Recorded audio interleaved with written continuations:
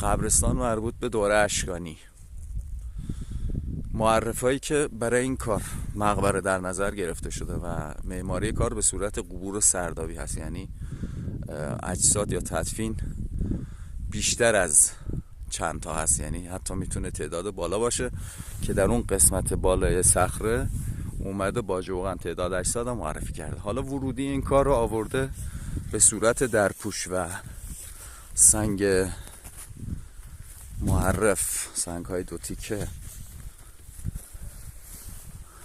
یعنی این میشه ورودی کار، یعنی این سنگ بزرگ به صورت درپوش روی ورودی قرار گرفته.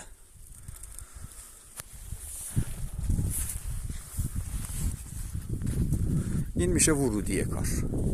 حالا معرفایی که برای این کار هست در قسمت بالا میرم اونا رو هم دونه دونه میگیرم که رمزگشایی به صورت کامل انجام شده باشه.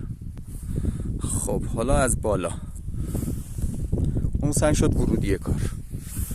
یه مسیر کوتاه راهرو داره میاد با جوغنایی که کارو معرفی کرده.